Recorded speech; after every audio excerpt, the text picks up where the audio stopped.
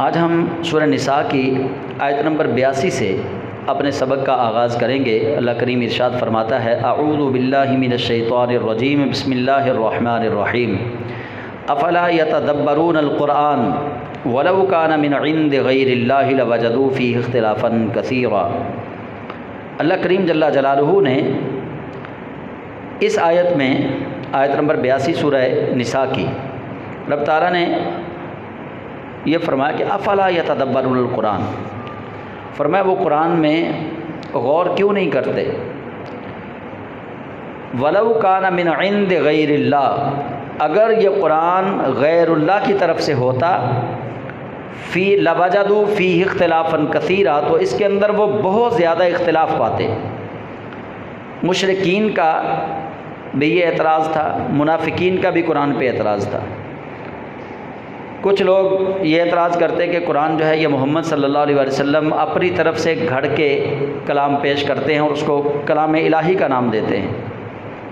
کچھ لوگ قرآن کے اندر تحریف کے قائل تھے کہ قرآن جس شکل میں اللہ کا کلام آتا ہے اس شکل میں یہ آگے نہیں پہنچا رہے۔ اللہ رب ذوالجلال نے واضح طور پر ان لوگوں کو کہا کہ افلا یتدبرون القرآن،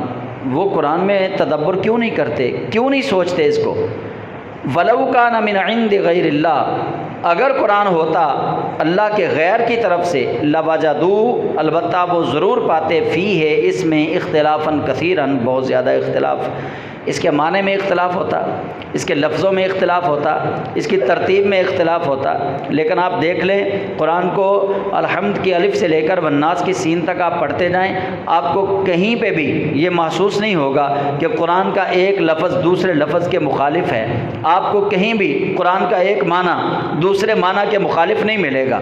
آپ کو کہیں بھی قرآن کی ایک آیت دوسری آیت کے مخالف نہیں ملے گی۔ ہاں البتہ کچھ آیتیں ناسخ ہیں، کچھ آیتیں منسوخ ہیں، ان کا علم بھی امت کو عطا کر دیا گیا کہ فلاں آیت نازل ہوئی تو یہ والی آیت کا حکم جو ہے وہ منسوخ ہو گیا، فلاں آیت آئی تو پہلی آیت کا حکم منسوخ ہو گیا، یہ علم بھی امت کو عطا کر دیا گیا۔ تو رب ذوالجلال نے ان لوگوں کا منہ بند کرنے کے لیے یہ کہا کہ اگر یہ اللہ کے غیر کی طرف سے ہوتا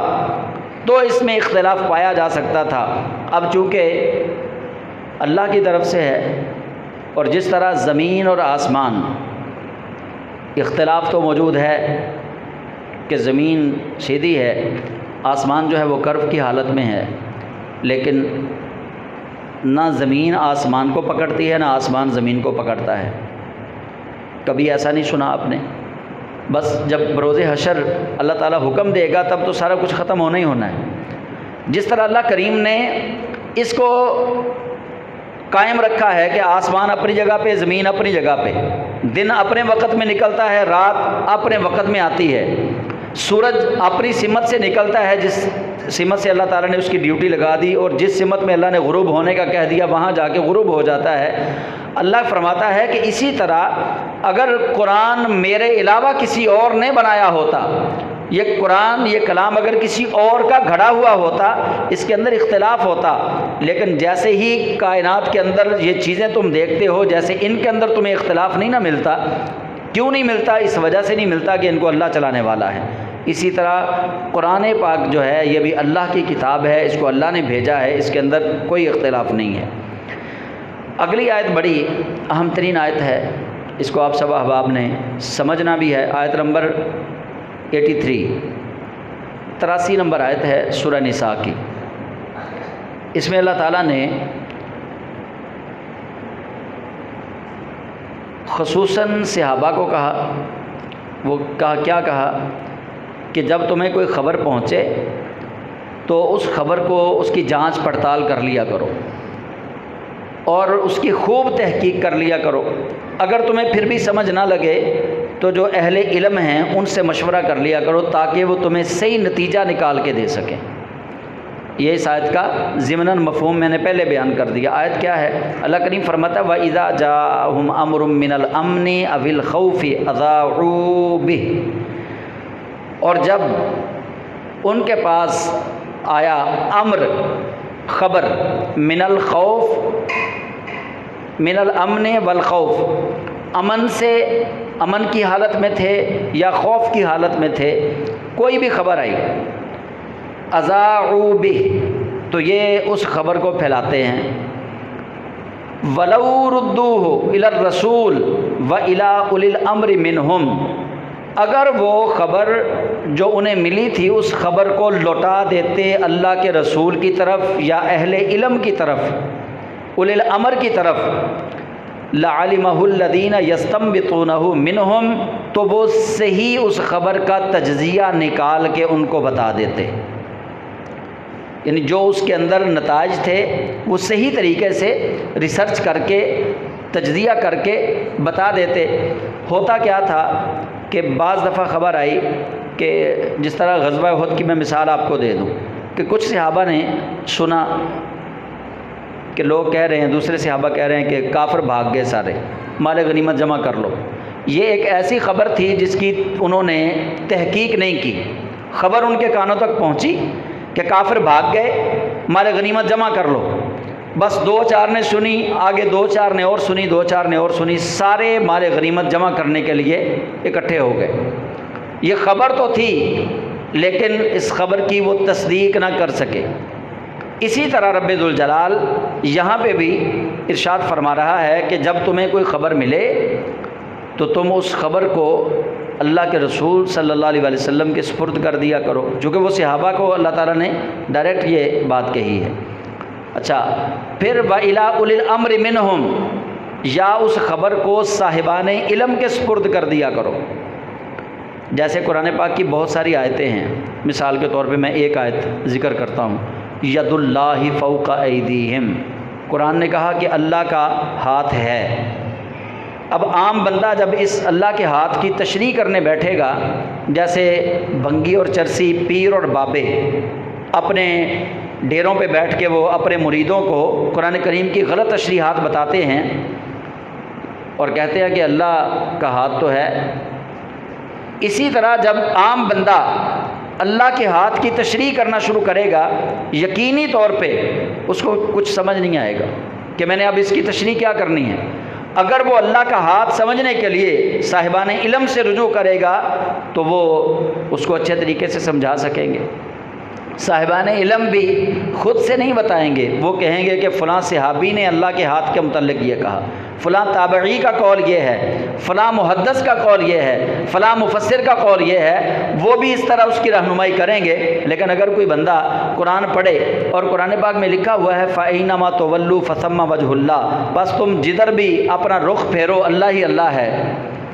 قرآن میں لکھا ہوا ہے، دوسرا پارہ ہے سورہ بقرہ ہے کہ فَأَيْنَمَا تُوَلُّوا فَثَمَّ وَجْهُ اللَّهِ، بس تم جدھر بھی اپنا چہرہ پھیرو گے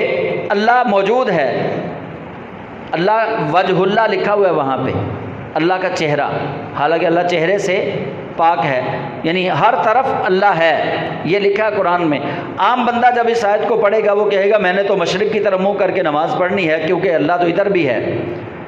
میں نے تو شمال کی طرف منہ کر کے نماز پڑھنی ہے کیونکہ قرآن کہتا ہے اللہ ہر طرف موجود ہے، میں نے جنوب کی طرف منہ کر کے نماز پڑھنی ہے کیونکہ قرآن کہتا ہے اللہ ہر طرف موجود ہے۔ لیکن جب تک وہ اگلی آیتیں نہیں پڑھے گا جس آیت میں اللہ نے اپنے محبوب کریم علیہ السلام کو کہا ہے کہ فَوَلِّ وَجْهَكَ شَطْرَ الْمَسْجِدِ الْحَرَامِ، اے محبوب پس آپ اپنا رخ اطہر مسجد حرام کی طرف پھیر دیجئے۔ جب تک وہ اگلی آیت نہیں پڑھے گا سمجھ نہیں آئے گی پچھلے جملے کی کہ اللہ نے یہ کیوں کہا تھا۔ یہ فَأَيْنَمَا تُوَلُّوا فَثَمَّ وَجْهُ اللَّهِ ایسے شخص کے لیے ہے کہ جو شخص جنگل میں ہو، ہوائی جہاز میں بیٹھا ہو، نماز کا وقت جا رہا ہو، یا چلتی ہوئی ٹرین میں ہو، نماز کا وقت جا رہا ہو، کسی ایسی جگہ پہ ہے جہاں اس کو سمت کعبہ کا تعین کرنے میں مشکل پیش آ رہی ہے، اس کے لیے حکم یہ ہے کہ وہ جدھر بھی منہ کر کے نماز پڑھے گا یہ نیت کر کے کہ اللہ ہر طرف موجود ہے، اس کی نماز ہو جائے گی۔ تو بہت سارے مسائل ایسے ہیں جن کو اگر ہم خود اپنی عقل کے مطابق سمجھنے کی کوشش کریں گے تو وہ ہماری سمجھ سے باہر ہو جائیں گے۔ تو اللہ کریم جل جلالہ نے اسی طرف یہ اشارہ کیا ہے، فرمایا جب تمہیں کوئی خبر ملے، صحابہ کے لیے یہ تھا کہ وہ رسول اللہ سے پوچھیں، ہمارے لیے یہ ہے کہ ہم کوئی خبر ملے تو اس کی پہلے تحقیق کر لیں۔ وَإِلَىٰ أُولِي الْأَمْرِ مِنْهُمْ، صاحبان علم کی طرف اس خبر کو لوٹائیں کہ جناب یہ خبر مجھے ملی ہے، مرزا جیلمی کہتا ہے کہ غدن کا لفظ جو ہے نا یہ کل کے لیے آتا ہے، صبح کے لیے نہیں آتا،